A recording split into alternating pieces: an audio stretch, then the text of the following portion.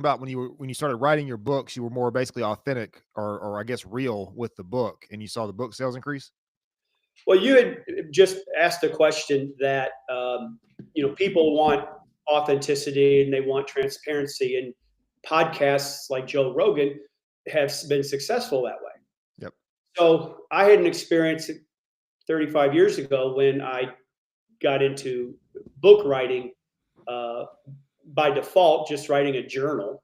Mm, And the first the first book was just things I learned in exercise and how it helped me as a person to develop inside.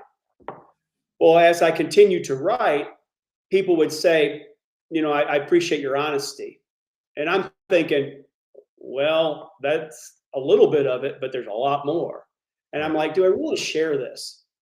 And then I had a steroid addiction with my professional bodybuilding career, and I had a relative that OD'd and passed away. And at the time, I was competing, and I didn't think it was going to happen to me or any of that stuff. And so I decided I wanted to write that book or that experience that I could maybe help young people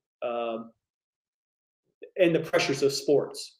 Mm, But I'm like, man, that's a deep subject. I mean, yeah. I don't know if I really want to tell somebody about an addiction to, because back then you just like we had an old saying that says, if you have to ask, you have no right to know. Mm, So people weren't honest about their addictions, especially in professional sports. So I decided, okay, I'm going to write this book.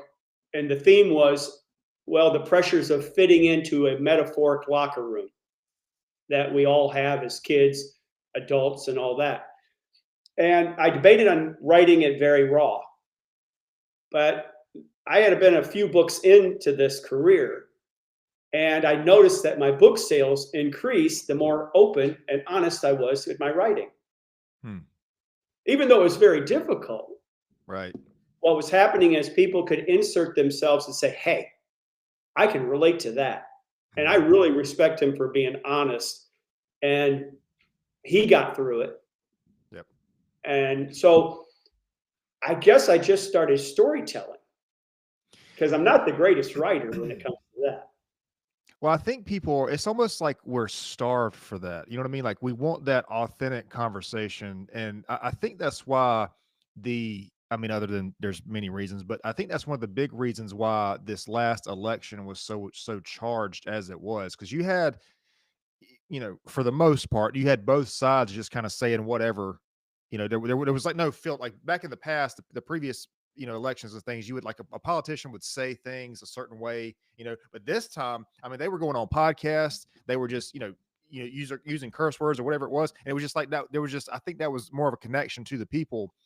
And I think as a general population, man, just outside of politics, I think we're looking for that, like that, looking for that because you hear a person you read a person's book or you see a person on TV and it's like you don't really know who that person is. But then they open up. Do you know who David Goggins is? Yes. So his book, I don't know if you've ever read his book or not, but he talks about his story in there. And he taught like before he released the book that like nobody would relate to it. Nobody would read it because it was just, so dark or whatever. But it's like people want that connection, like we don't like in the world of social media and the virtual calls and the virtual meetings and stuff. It's like we don't have a lot of that connection anymore, I feel like. Well, what's interesting is we have with social media, we have more connection, but we don't have more connection. We don't have Yeah. that human aspect. Yep. And we are craving transparency, authenticity. Yep. And my career blossomed in different forms when I decided. I got an email from a lady in Australia in 2001. Hmm. And I was going through a book writing mental block. And, you get those things in your head from your past of people aren't going to read your work, even if they're just not going to do it. And this lady said, thank you for sharing your story when my son needed to hear it the most. Hmm. And so I decided in my book writing career to be a storyteller Right. of myself and the stories I've learned from other people. And it was very fascinating, Cody, to see the the more it was almost like in their pupils. The more transparent and authentic you were, the more their attention. I mean, Right. it was like because they were craving it. They're just saying, "Give me something that I can relate to. That I'm not the only one going through this." Whether it's personal development, spirituality, exercise. I mean, you name it. Right. And if you are in a service business or if you're in a podcast host or whatever it is, I always encourage people just be real. Just Mhm. don't just, you're better off just to ad lib it because a producer friend of mine told me when I had a couple television shows was don't say too much so the audience can insert their life into the middle. So don't complicate it too much. Right. Because if you say it too much or you're not yourself, they can't insert their own life into that. Mm. So yeah, we need more of that. And you found that out in the politics world. You found out, and here's another interesting thing. I'm going off tangent, but it's still the same message. In the business world that I took my vehicles, exercise and coaching and speaking and book writing, I had different income levels of people Mm. in different levels. Right. And I found out over the years, the more truth, it's not that I lied or anything, but the more forward I just didn't cut them any slack and say, you know what, in all due respect, this is the way it is, whatever. Mhm. I found that, and I don't know how this is going to sound, but the higher income level of people, the more respect and truth they wanted or could handle. Right. Exactly. Or could handle. Yep. And that had to maybe do with their self-confidence or the money. I don't know what it was. But then I realized from a business standpoint, the more authentic I was with my coaching, Mhm. the busier I became. Yeah. So it goes back to that theme we're talking about is that transparency and authenticity. Whatever vehicle you have, you're a podcaster, Joe Rogan, whatever, just stick to who you are. And that's the other thing I think that is a good thing to talk about is that once you discover who you are, you won't have to worry about scripting anything. Yeah. Well, just I, so I want you to tell us who you are and introduce yourself. But before we do that, because I always ask people to introduce themselves, and I want to make sure that you get that opportunity. But before we do that, just to kind of close the loop on this, you were talking about business, and that's 100% true, man. Because I remember when I started my business, my landscaping company, like I was 20 years old. You know, I didn't really know. I didn't know I didn't know what the hell was going on. But like I remember trying to like phrase things a certain way or say things a certain way. And there's so I mean, I'm sure you know this. There's so many different problems with that. First of all, man, if you in the business world, if you're not at the very least neutral and standing up for yourself, you can get eaten alive. But like you're talking about these people that respect you more when you sort of not disrespect, but just stand strong on your ground. That's 100% true because there's been times where I've been hired for a job just because I was more open and you know whatever the thing was. And you're talking about these people with high income, the high income thing, and you know these big companies and stuff. The main thing I feel like from my perspective and my experience has been to be a problem solver for these people, and they will keep you around. And you can't be a problem solver if you're not, you know, willing to address these things out in the open and say, "Hey, listen, you know, this is," and maybe it was even if it's something that you did, like, "Hey, I messed this up. This is the way that I think we could fix this." I'm not saying go around just tell people problems. I think it's a good idea to address a problem and also provide a possible solution. But yeah, I think that's 100% true, man. When you I mean, you hear this like in dating and stuff too. You know, when you stand, you know, respect your own boundaries, the other person respects you more. Yeah. I think the problem is like I don't know what would be the problem. How do we even get here? Like, how do we get to the place where you know everything's almost so fabricated, and it's like I don't even know how we got to this point. But I guess the good news is we're sort of shifting that, and people are starting to see things a little bit differently because like you know on social media and stuff you're starting to see companies like CEO companies you know speak out more and more on things um talking about Joe Rogan, I don't know if you saw that Mark Zuckerberg came out and was talking about the Facebook policy. Now he could be just kind of trying to change sides on us, but he did come out and say that Facebook did not handle some things as far as the censorship and stuff like that goes. And so I don't know. You just see people more and more having these open conversations. Well, I think a little bit about my background, the backstory. It's a long story, but I defaulted, got into the exercise business, going to college here in the Midwest. A guy put his hand on my back the first day in the gym, and all I needed was a little bit of coaching. Right. 3 years later, I was on covers of bodybuilding magazines. Okay. Because this guy believed in me before I believed in myself. Yeah. And so over the years that I parlayed that into business, book writing, other companies. I retired out of the blue after I wrote that book. And then I got into performance coaching in different areas, business development, then the book writing, and all that. So I've had a diverse career. Mm-hmm.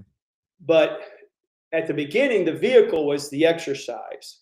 But over time, as I got to know who I was as a person, those pieces of the pie of a book writing vehicle or a professional coaching or business development or author or artist, whatever it was, that happened organically. Mm-hmm. The vehicle was the exercise. Then I found my identity in other things, and then I started discovering who I was. And then once I did that, everything changed, because that was the glue. And you asked the question, you said, what have we lost? And I think people ask me that a lot, and this is the exact answer: lack of self-worth. If you narrow down everything, it comes back to either we don't feel we're worth it, either we've been told we weren't worth it, or we've convinced ourselves we weren't worth it, and we've hidden behind the social media, and we've lost that connection with human interaction, which doesn't help. Mm-hmm. But it comes down to self-worth. And when you discover who you are, the self-worth kind of builds on its own. So let me give you a story that parlays into what you said about people just, no matter the income level, wanting help. Okay. Hey, hang on. Before you do that, let me ask you this. You look a little dark on my end. Is there like a way you can shift your light? I just want to make sure that you can. It is a little dark. Isn't it? That better? That's a little better. Yeah, I'm not sure if so on when the video finalizes, it'll be a little bit brighter. I just want to make sure that you can, if you hit if you can see yourself. That might even be worse. Yeah.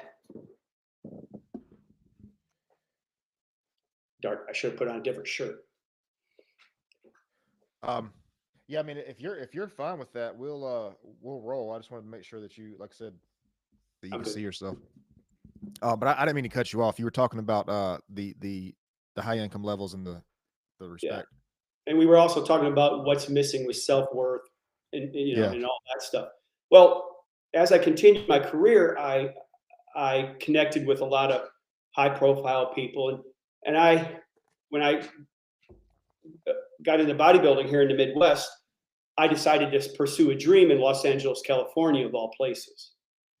And I took $200 to my name, and I drove out in 1988 to Los Angeles, California with no job. Wanting to be this exercise person. Well, out there, you're the little fish in a big pond. Mm-hmm. So anyway, 2 weeks later, I got hired by a lady named of Kathy Smith. And at that time, Kathy Smith was the guru of home videos with Jane Fonda. So I come into this health club where all these movie stars are. And I'm this Midwestern boy. And 6 months after I got the job, I asked Kathy, I said, why did you hire me? And she says, you were different from everybody else here. I don't say that braggingly, Right. but they felt the authenticity then in LA. So I got hired my first big job, which parlayed into celebrity clients and all that, because I was just different. I had started to discover myself already. Hmm. So now let's forward 30 years later. Well, no, 2011. I'm in Denver, Colorado, finishing a book in the mountains, and I was going through a tough time with forgiveness of past, um, just different things. No alcohol, no drugs, no nothing, just some past stuff. And it was just a dip in the road. And I got this call one day out of the blue from a lady that was a caretaker for a high profile individual. And I met the guy 12 hours later after I got this phone call. And to be truth be known, I was kind of living out of my car in the mountains of Colorado. It was kind of fun for a while, but I just, it was a bad time in my life, a divorce and all this stuff. So I'm like, there's a direction I was going. I didn't know I was going to go in. And so I'm just a little confused. And I met this guy, and I won't mention any names, but it was an owner of a national football team. And a couple of months into it, I was told that the reason I was hired is because all they wanted me to do was to put my hand basically on the back of this gentleman and treat him like a person. So now, if you step back, here's this guy that was going through a really tough time. Hmm. Here's this billionaire football owner who needed some help with nutrition and exercise, and he's since passed away. He had Alzheimer's, that's known and all that.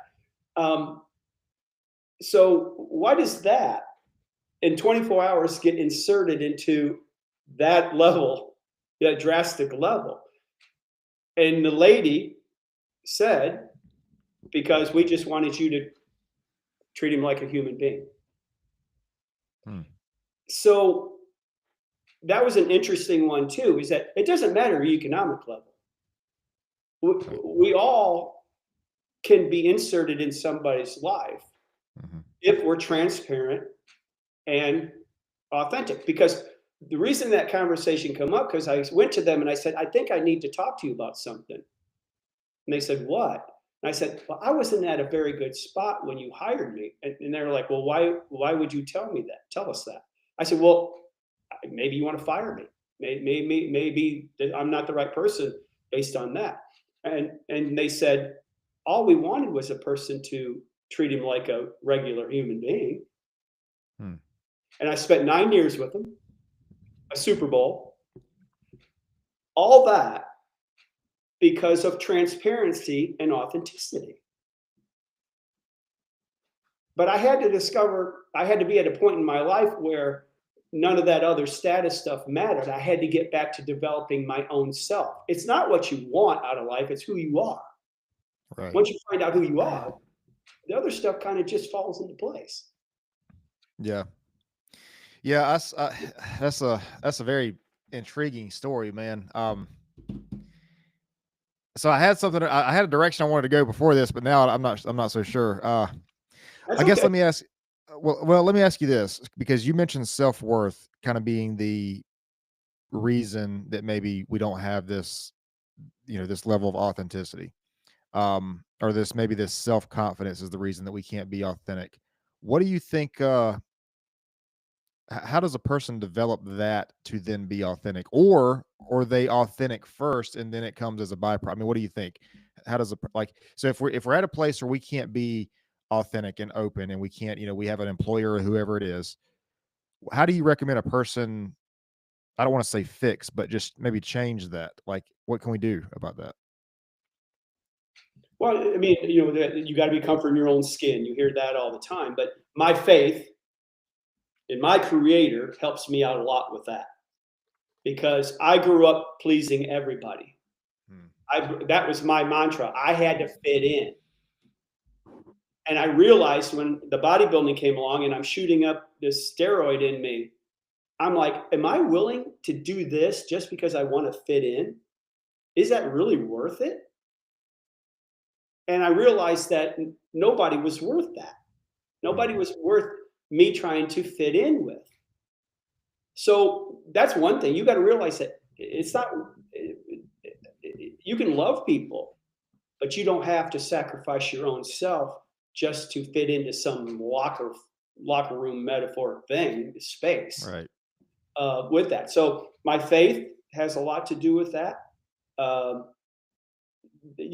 Personal experiences that is like, you just get to a point where it's like, what a waste, because they'll forget about you 30 seconds after, something happens.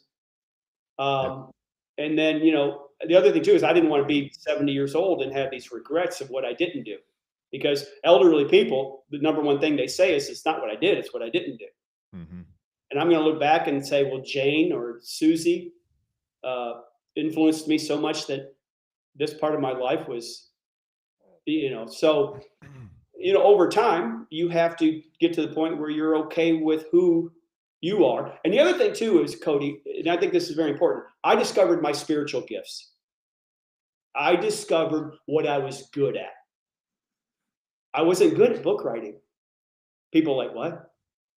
I can't write very well. I got a dyslexia. But what I discovered is I'm a great storyteller. So I can get somebody else to write the books off of my story. Right. So that's the other thing. Discover what you're good at. Don't try to fix it. Don't try to reinvent the wheel. You might be, for me, I'm good at empathy. I can put myself in somebody else's shoes. I'm good at discernment. I'm good at encouragement. And then I just took my gifts and made it business of services that fit my gifts. And then that was like a double thing where that even helped my self-worth out even more, because I was following what I was really made of. I wasn't trying to see your spiritual gifts or your gifts might be something different. Mm-hmm. Well, I started a company 20 years ago that dealt with the elderly and wellness. That was a concierge business, like a Uber wellness thing for people that were living at home still that didn't want to go in a nursing home. Well, none of my peers wanted to work with that age group. Well, I had good empathy skills. From a business standpoint, I had 100% market share because none of my peers wanted to do it. It wasn't glamorous, but over time it became very lucrative because I took my gift of empathy and connected it to a certain market and parlayed that into money. So that's the other thing. You need to discover your gifts for what you're really good at. Yeah, that makes a lot of sense, because if you discover your purpose, or you discover a gift about yourself and you say that you are supposed to do that thing, then that gives you the message that is your mission. And then by default, I think that gives you a sense of purpose. And then by extension, I think a sense of self-worth. And then you also mentioned too, like being comfortable in your own skin. I think I agree with that, because nobody else can be you. You know what I mean? Like nobody else of the 8 billion plus people that are here, there's never going to be another you. Right. I wanted to ask you, you're talking about fitness, and we were talking about, the different levels of income and wealth and that kind of thing. I think both in the business and the wealth building space and in the fitness space, I think there's almost a consensus that people who have a high level of wealth usually have some sort of disciplined fitness routine. People that build wealth usually have, they're very fit, they're very disciplined, and they have a program. So what do you think it is with that? I mean, what do you think the connection is between a fitness plan or a health plan or something, and then, financial success and wealth? Well, for me, I had an attitude when I first started off. If I could just exercise one day, smallest guy on the football team, all this stuff, if I could just do it one day, then I'll figure it out tomorrow. I had the Groundhog Day effect. I just forgot everything until the next day. Well, I did that for 4 years. The next thing I know, I'm a professional bodybuilder. Hmm. The discipline that came with that. But my answer to that question is, I think, is that these, whatever income level you are, there is a discipline, but they don't do it for the results. They do it for the purpose. Mm-hmm. And I think that's a very good key, because most of us do it for the results. Right. I did it for the day. Mm-hmm. If you would have told me that I would have won this bodybuilding title at 21 years old in Detroit, Michigan, I would have just told you no, and I'm quitting. There's just no way. Right. But I exercised one day at a time. And next thing I know, the end results happened because of the one day. People don't become rich or wealthy looking at wanting to make $1 million. They become rich and wealthy because they find out what their gifts are, they're good at, and they find a problem and they solve it. And they just do that one day at a time. But if you focus on the end, you don't do the middle. Yeah. So it really does come down to that one day at a time. Yeah, I think the process is really important, man. And I don't think there's many things that will teach you that, like fitness or like building a business. It's the process along the way. I mean, it's what it takes to get there.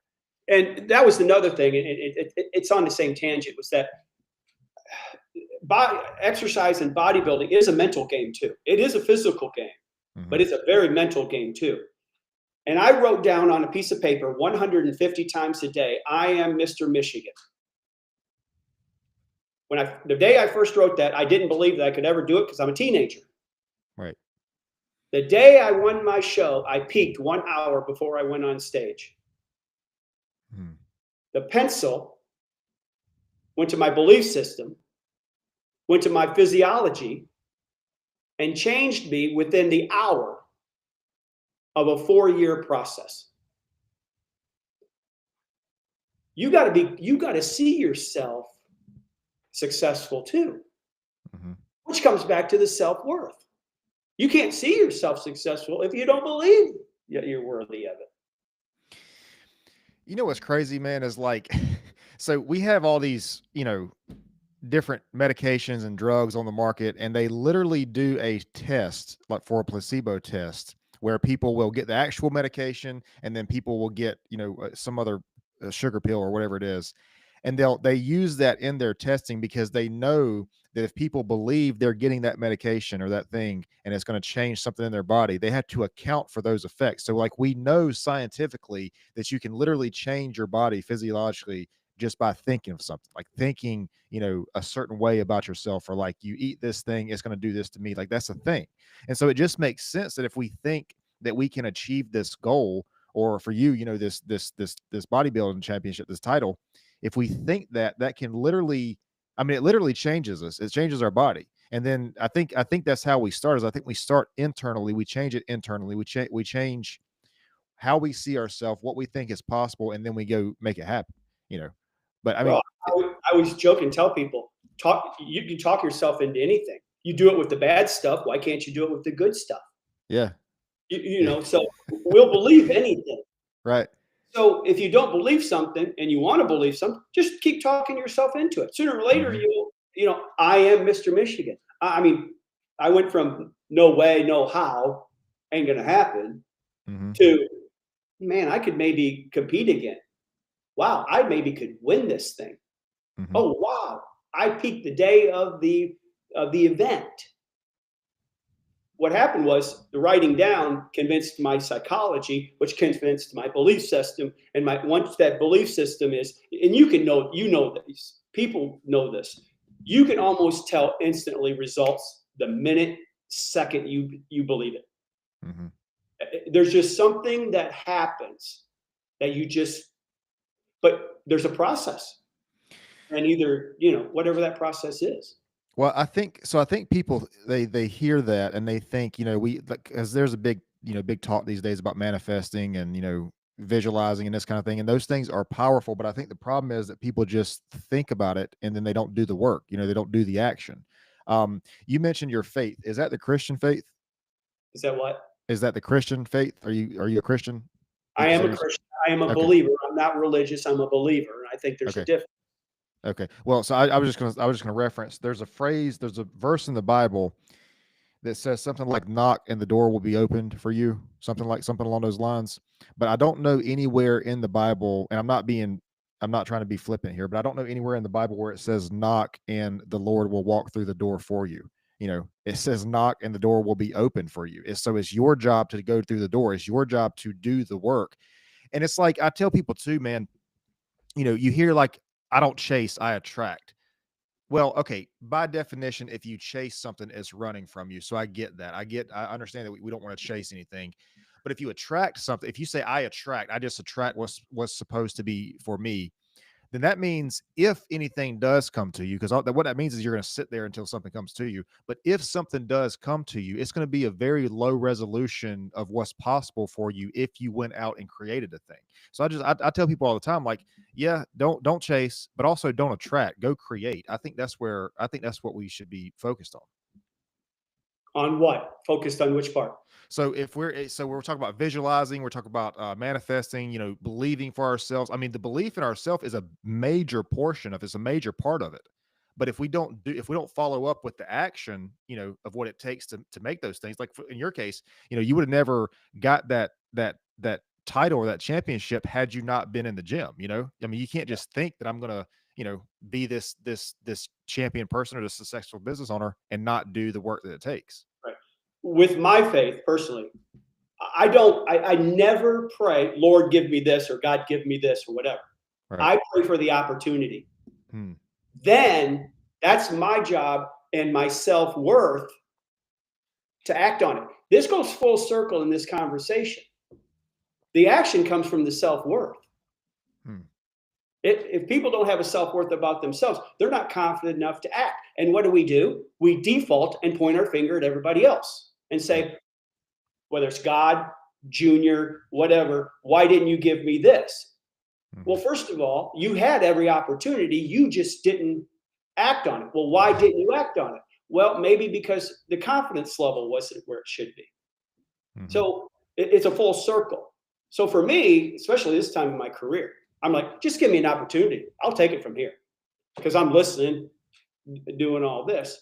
Yeah. And yeah, in the Bible, it does say, seeking you shall find, knocking it will be open unto you. But it doesn't say it's going to do it for you. Right. Right. Nor should it. I mean, I think that should be that should, I mean, listen, here's the thing, man. And look, a person might not believe in God and that's fine, but let's just say a higher power, let's say the universe, let's say whatever. So like you believe in yourself.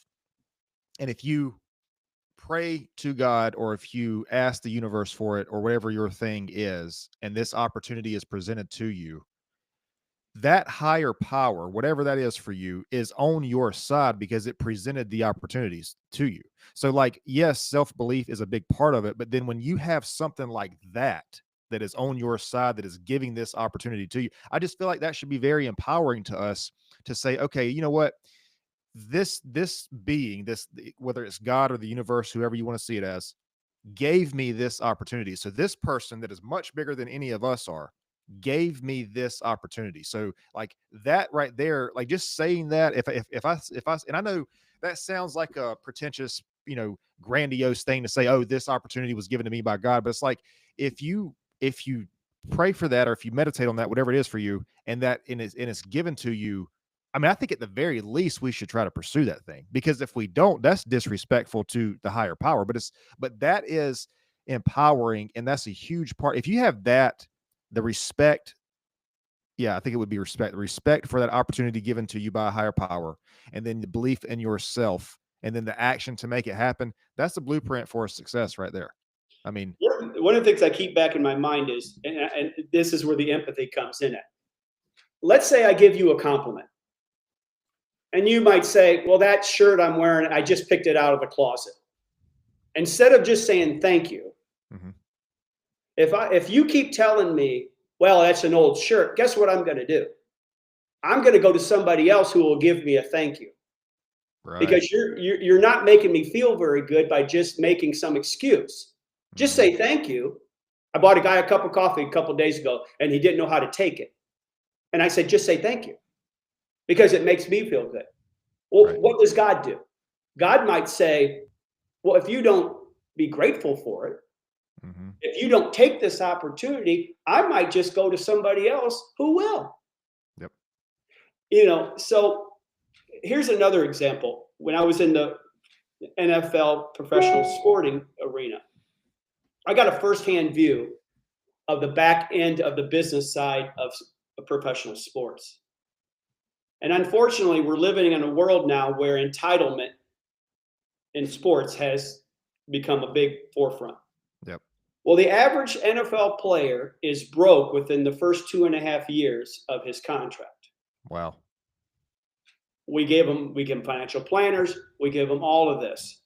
And when I first got hired on in this arena, there was $100 million checks being written to upfront money to these professional football players. Mm. Well, the NFL's run totally different than any other business. But I come to understand the next 3 or 4 years, the only real money that these athletes are growing up to think is real money is upfront money. Then why are they broke 3.5 years later? My point is they didn't earn it. They didn't sacrifice for it. They didn't plan for it. I'm not saying it's right or wrong. I'm just saying when you don't do that, like the point you were making, we have to go out there, and our self-pride has to give us that feeling of accomplishment.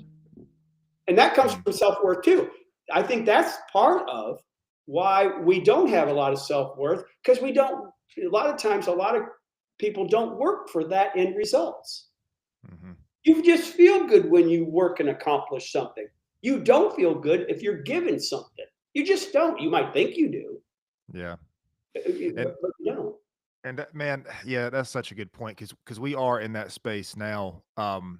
We have the 2-day delivery on Amazon and 1-day delivery in some cases, and we have all these different overnight. This is overnight mentality. We get on social media and we see the guy on Instagram who's got the Lamborghini and the pretty girl and everything, and it looks like it was an overnight thing. But it's like I think that's a that's almost like an infectious mindset. This sort of gotten all of us really because um we just think these things are supposed to be quick and easy, and if we do it and it's not quick and easy, then we want to move on to something else, and then we're just continuously chasing this thing that really doesn't exist because it doesn't happen overnight. And I think eh, I don't know. It's like we're just in this fast paced world, and everything's like right now, right now. We got mobile deliveries everywhere you go. Every restaurant, there's a pickup. It's just like everything's got to be right now. But I think it's crazy that you mentioned that because you would think, just from the outside looking in, we think about these athletes and these superstars and stuff and these musicians or whatever, and they have all this money. We're like, well, oh, they got it figured out. But uh, that's a good point, man. I mean, that's not a good point. That's not what I meant to say. What I meant to say was that's a good statistic to hear because you don't think about that. You don't think about like what percentage of these people who are given this upfront don't have it. I mean, think about like lottery winners. Somebody wins lottery and then what? A year later, if that, they're broke again. Yeah. It's inheritance, whatever you want to think. If there's not earned, there's no self-esteem there. It's going to go through your fingers, and it's going to go to the people that work for it. It's just how the law, how it all works. And in football, they don't understand. They come in there, they sign this contract. Well, first of all, Pop Warner. They start with Pop Warner. They get you go and you get a free scholarship. Now you get NIL deals, and then you get upfront money. You haven't. I mean, yeah, you earned it as far as your skill level, Right. but now you get $1 million. Okay, you buy a ghost. Go buy a ghost for a couple of your friends. You buy a house for your family, and then you take your friends on a Caribbean trip. And then all of a sudden you get hurt because you're a lineman and you spend most of your career going backwards, and and then the NFL goes, well, you're done. Well, wait a minute. No, you're done. Your contract's over with. It's a very cutthroat business. Well, I don't have any money left.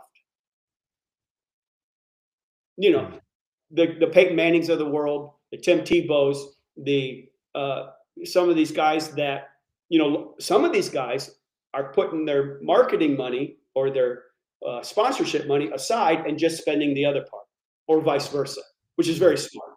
Mm-hmm. And we always said to the players, we said, just spend some of it. Give the rest of it to your financial planner. but there was no self-worth because they didn't earn it. You know, I mean, Yeah. I mean, becoming a person in that process is huge, man. Like I say in the business, like in the business on the business perspective a lot. Everybody thinks they want to be a business owner. Everybody thinks they want to be a CEO, you know, the top paid person of the company, have their own company, set their my favorite one is set your own hours. Oh, you set your own schedule. That's my favorite one. I mean, but people think they want to be in this situation, man, but it's like the person that you have to become to be in this position and stay in this position and be successful in this position. Like that's the these all these people, CEOs, leaders of companies, they do great things, but becoming that person is the job. That's the job. I heard who's the guy? I think it's Hermosi. Alex Hermosi, I think is his name. He speaks on social media and stuff. I think he said that the when you talk about being the 1%, like being a 1%, you know, performer or whatever, you're doing the 1%, like what the 1% does, and that's not just the work. That's like making the sacrifices outside of work. That's doing the things to yourself. That's growing, improving yourself. And so it's like it's easy for us to be on the outside and look in and say, man, I want to be we just want what the person has. You know, we want the title or the income or whatever, but we don't want a lot of us don't want to be that person that it takes to make that happen. And that's where I mean that's where the magic is, man. And that's, you know, I mean, we talk about the self-improvement, personal growth journey. That's where it's all at right there. here's a funny story. I got married 7 years ago, and first of all, I've never had a boss. I've never had a boss. I mean, Okay. I just don't have that in me. Nobody's going to tell me how much I'm worth. I mean, I'll live in my car for 6 months before somebody's going to tell me how much I'm worth. Right. I married this blue collar worker, and she doesn't mind if I tell you the story. She'd never had a business of her own. Hmm. So she started this business organically with flowers and stuff, and it was a hobby. And over the first couple of years, I'm like, and she was just evolving, and her Right. personality was changing. It was just so gratifying to watch.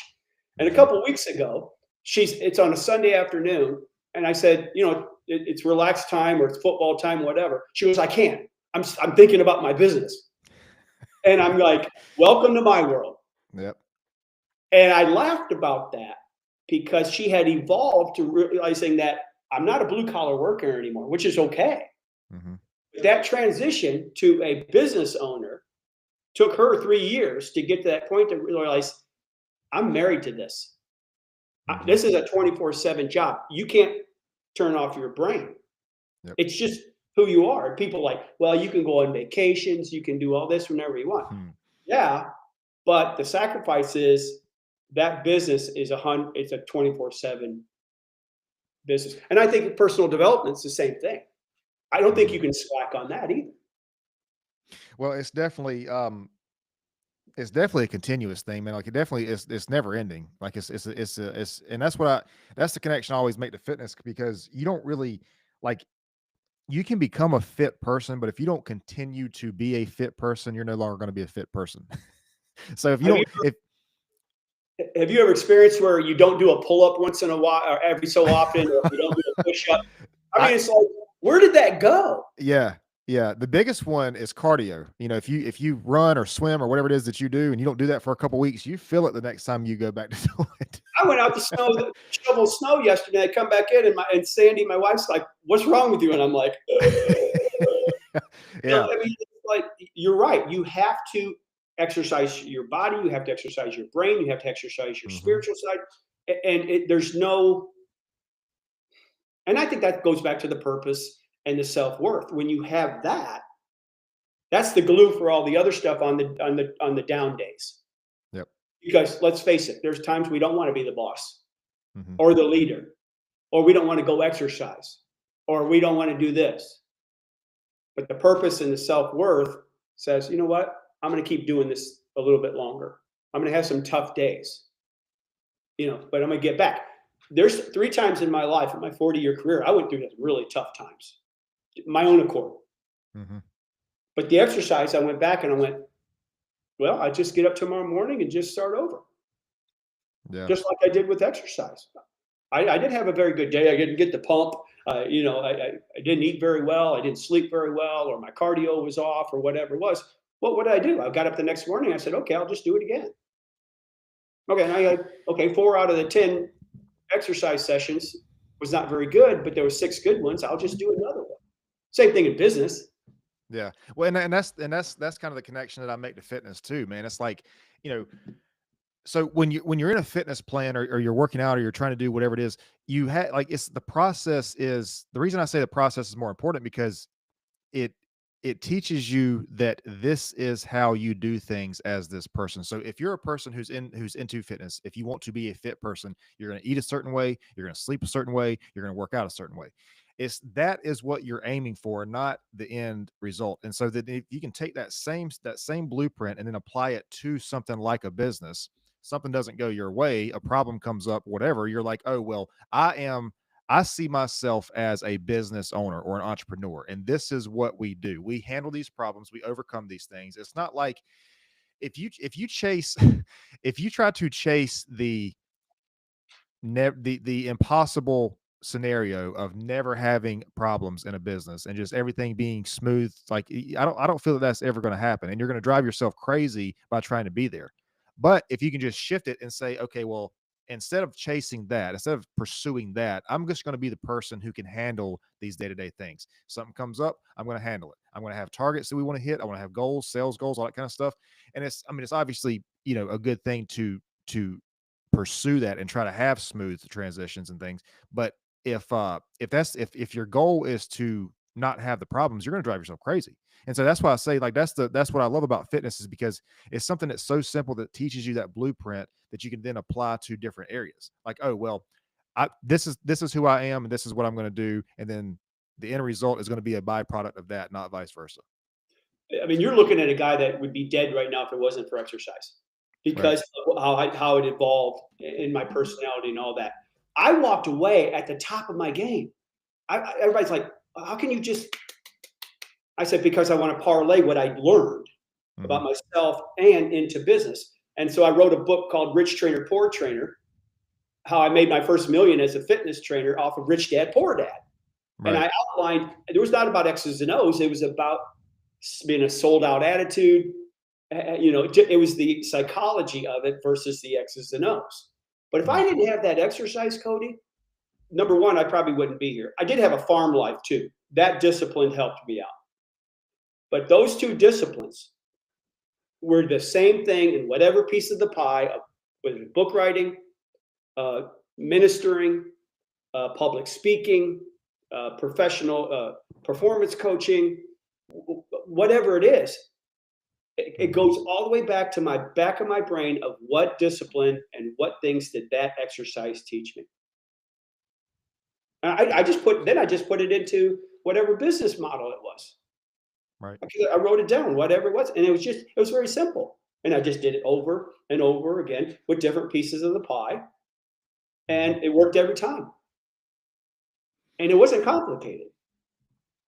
So, Um, I want to ask you about this because we were talking about this earlier. I think you mentioned a steroid addiction and this kind of thing. So you're seeing a lot of people these days get into the gym, and I like to see that. I appreciate that. And but you're also seeing a good portion of guys, very young guys, early 20s, mid 20s, who want to go down that steroid route. And I'm not the guy that's going to say that's right or wrong. I think that when people try to supplement with TRT or something like that, very, very young, there's a lot of things they should probably try before they do that. There's diet, there's sunlight, there's all these different things, sleep, there's all these different things I think you should try before you just go immediately to TRT. But with you kind of being, you had this, I think you mentioned an addiction. What would you say to somebody who maybe wants to explore that route? I mean, would you give me advice or any sort of precautions as far as, hey, really think about this, or, whatever? well, And I, my addiction wasn't to the drug. okay. My addiction was what the drug gave me. Okay. So I wanted to fit in so bad, and in that sport, everybody was doing it. I wasn't going to happen to me. I'm going to be monitored, all that. So I started taking them. I was fortunate to not think more was better, Hmm. like a lot of people. And so I wanted to be in this metaphoric locker room of wanting to fit in. I wanted to be accepted. I wanted purpose. I wanted some identity. Right. And the superficial side of bodybuilding at first helped with that. So, but then I realized once I got in, I'm still empty. And here was the interesting part. Every time I shot myself up and I put that needle in, it was something like I was taking a part of my soul out. Hmm. Because I was trying to give myself something, and I'm not against them. I'm not for them. This is just my personal story. Everybody can do whatever they want to do. It's in every sport now. It's in all of that. I'm not condoning it. I'm not promoting it. I'm just saying for me, I was willing to do that for some superficial reason because I wanted to be accepted. Once I got in there and became the professional, it wasn't what I thought it was going to be. And what was happening is my self-worth was being taken away every time I sucked that syringe out, and I didn't even know it. And next thing I know, I don't feel very good about myself. And then the reason I could walk away personally, because it wasn't my identity. Right. I got to the point where I didn't need the girl to look at me in my arms.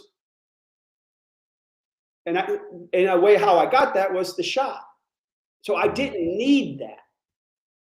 So I was able to walk away from my addiction to the feeling. Mm-hmm. Because I think now that I'm talking about it a little bit, part of it was that business side. I could transfer my mind into the business side now versus the psychology side of being accepted. But you get that in every sport now, Cody. You get that in everything now. And it's the same thing. Why do we do anything that would jeopardize our health? Because we're a gang member, whatever it is. We just want to be accepted. And so the steroid thing was, well, it's not a regular drug. It's not like cocaine. Mm-hmm. I can stop anytime. And I'm not taking as much as everybody else is. And my cousin died of a steroid overdose connected with cancer, but it's not going to happen to me. And so I was thankful enough that I said, well, wait a minute. I need to step back here. How can I want to make some money now. I don't need this part of satisfaction. I want to make some money, and I want to parlay that into this. I don't need the drugs to make the money. So for me, I was addicted to the feeling it gave me as a low self-esteem kid growing up. Mm-hmm. And then once I got in there, I'm like, this isn't at all what it cracked up to be. As a matter of fact, it's kind of lonely. Yeah. When everybody's gone and the trophies are gone and the limelights and the magazine covers are all gone, this is kind of lonely. Mm-hmm. Well, I imagine it is lonely because you're not present with yourself, because who you are in that moment is not, you're not connected to yourself. And I think that's a really good lesson that maybe we can apply to other areas. Whatever it is that you're trying to pursue, whether it's whatever these drugs give you or a business or whatever, if you're trying to pursue that thing to make yourself feel better, first of all, you're probably not going to succeed at it. And secondly, if you do, it's not going to fill that gap or that void with yourself, when you do finally get there. So I think I think that what I'm hearing when I hear this, I think the message is to be present and be complete with yourself first, because if you're not, you're never gonna be fulfilled in these other things anyways. Well, the other part too is that at the time I discovered my spiritual gifts. And once I discovered that, I didn't need the drugs. Right. There was something about that. Once I discovered who I was and what I was good at, and then my motive was kind of money at the time, but a business, then I kind of forgot about the drug stuff. I'm like, well, this ain't so bad. Because I was pursuing my God-given ability, whatever that was. Right. To help other people. So, listen, man, I'm gonna let you get out of here in a little bit. Where can you be found? Do you have social media or website? I think you mentioned you have a book somewhere. Yeah, you can find all my books on Amazon.com. There's 40 of them. So, okay. All right. You can find there or Greg Patrick Ryan Facebook. I don't do an Instagram account, and I'm transitioning into other arenas of doing things with public speaking and stuff. So my websites are getting all redone. Okay. So Greg Patrick Ryan, Facebook, you can get a hold of me. Okay. So one thing I usually ask everybody before we finish is if you could share one of the most important lessons you've ever learned. It can be from your personal life if it's something you're comfortable sharing, or a business lesson, or just anything that you feel a piece of wisdom to leave us with. What do you think is one of the most important lessons you've ever learned? I think what we just talked about, the price of fitting in is not worth it. Hmm. It's just not. It's not gratifying. It's not sustainable. The most gratifying thing is when you discover who you are and what God gave you as far as your gifts. And when you discover that, everything else then it's the opportunity. Right. Then once the opportunity comes around and you mesh that with your gift, everything else takes care of itself. But it's not worth the price. You might think so, but it ain't worth the price of trying to fit in with some group because they just don't care. So I think that was if I could tell my young self that at 18, and here's the funny part. Now I do the opposite. I want to be different.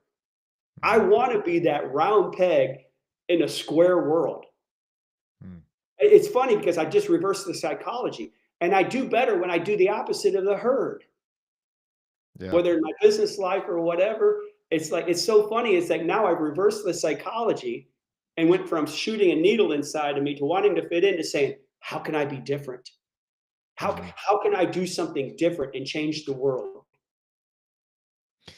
You know what's crazy, man, is like I'm hearing you say this story, and I'm hearing your perspective on this, which I agree with. I think trying to fit in is probably not good, but I'm hearing this, and like what I hear is that if you try to fit in and if you try to be in this space, be somebody you're not, these other people might trust you, but you're not going to be able to trust yourself, and so you're not going to be true to yourself. And I just feel like, I mean, I think getting along with people and respecting people is a whole different thing, but like trying to fit into a group and be somebody you're not, like, I don't know that you're ever going to be like whole with yourself, which is, I think, a huge, we were talking about earlier, the self-awareness, the self-authenticity. I think that's huge. I mean, that is, you had to, I feel like you had to be whole with yourself to be that. Yeah. I mean, it goes back to the organic thing. When things happen organically, like my wife's business or some of the things I've done or your podcast or whatever, there's something about something happen organically because you're not trying so hard. Right. Because when you try so hard, you're being somebody else you're really not. And that kind of goes against the grain of today's world. But we're seeing the repercussions of that, which is emptiness and no authenticity and no transparency. That's the byproduct. That's the byproduct of us trying to fit in. Right there. Yeah. And that leads to a whole list of problems. I mean, you hear people who I've talked to people who have had addictions on the podcast, and you hear people like that do these life of crime type deals, and it's like this lack of purpose, that lack of connection. I think that drives a lot of these things, these bad choices, especially as men, because I think as men we sort of need that connection with ourselves, and that driven purpose towards a thing. Because if not, it's easy to put that energy into other things that are really not good for you or anybody else. Well, when you ask somebody, where we say somebody, your purpose is to serve in some way. Mm-hmm. You're serving with a podcast. I'm serving with a book, or I'm serving other people. Right. People get a little bit uncomfortable with that because it's not self-centered. My father had a 7th grade education. He couldn't write his name. He never owed a penny to a person in the world in 91 years, but he gave apples away every year and oranges. And he taught me about generosity. He would go and he would harvest a deer and he'd take it to the homeless people. He'd go down to the store and buy day-old bread in truckloads and go give it to the homeless people. He'd give apples to everybody that came over on the farm. That was his gift that he didn't even know. But he served. Mm-hmm. Well, he didn't need anything in life. It came back to him. Right. And I think as men or just in general, we got to learn to serve. Whatever that vehicle is, just serve other people. That doesn't mean you're bad. It means, and it is empowers you. Take your mind off yourself and go. And that's what I tell people. There's another story. The rate how I got that Denver Broncos job. I had a voice in my head 24 hours before that to go buy somebody a cup of coffee with the only coin I had in the bottom of my car. So I go buy this guy a cup of coffee, and the next day this lady calls me and says, "I was just thinking about you. Would you come work for us?" Well, when I tell that story to people, they say, "Well, was it the guy you bought the coffee for?" And I said, "No, I never saw him again. But I gave something away and I served somebody else, and a $4.51 cup of coffee got me a Super Bowl." Wow. That, and I don't mean it to brag, but I'm saying we're here to serve. Right. Yep. Okay, if you want to make yourself feel good, go buy somebody a cup of coffee. Go serve somebody else. Hmm. And you're instantly taking off your mind to yourself. And if you can do that in a business, solving a problem, that's the gratitude, whatever you want to call it, whatever. But that's the thing. We're here to serve. Well, and when you say it that way too, it makes your mission or your purpose or whatever it is that you're trying to pursue, it makes it that much bigger when you know that it's not just you, you're serving somebody or something or a group of people, it's outside of you. So it makes it that much more important. And I don't want to say it puts pressure on it, but it puts it puts fulfillment to it, like when you know that you're doing this thing and other people are going to benefit from it, it makes it it makes it, I feel like, not easier, but for lack of a better word, easier to do the hard things that it takes to make it happen. Because a family, even if it's something as simple as your own family that benefits from the thing that you do that you are serving, that is still a huge thing, man. Like that's something that those people are getting that from you that they would not otherwise get if you didn't do the thing. And so that's huge. Well, we started this conversation when I said to you that I got an email from a lady in Australia about her son. And what I said to you was, she said, "Thank you for sharing your story when my son needed to hear it the most." Hmm. I served her I served her son halfway across the world without even knowing about it. But 8 years before that, all I could think about was, oh, people are gonna think bad of me about this, or they're going to think I'm a fruitcake or whatever as a man and all that. Hmm. But when you be authentic, your little act of kindness can reach somebody halfway across the world, child, Right. right when they need to hear it the most. That's why I buy the people a cup of coffee. I never see the people again. But maybe Hmm. they go back 6 months later and they go buy somebody else a cup of coffee, or they do a random act of kindness, or they say, well, that was a kind of a nice thing to do. Hmm. It's the old butterfly effect. That's the thing. If you knew that this podcast or whatever podcast you did was going to change 10 lives, 20 lives, 30 lives, you'd probably do 10 podcasts a day. Yeah. Yeah. Or, if going to go buy this cup of coffee is going to change that life and they're going to go change 20 more. Well, what Right. would you do? I'd take my whole budget and go buy people a cup of coffee 5 times a day. Hmm. How do you know? That's like people say, I want to write a book, but I can't write. I said, well, what if a life depends on it? Hmm. And they said, well, I would go write it today. And I said, how do you know that's not true? How do you know this podcast that you're going to do next is not going to help a life? So that's what gets me out in the morning. It's like, what if? Right. What if this cup of coffee is just when that person needs? Or what if this story of my steroid addiction is just what this kid's going to need, who's going to go take an anabolic steroid? Hmm. What if?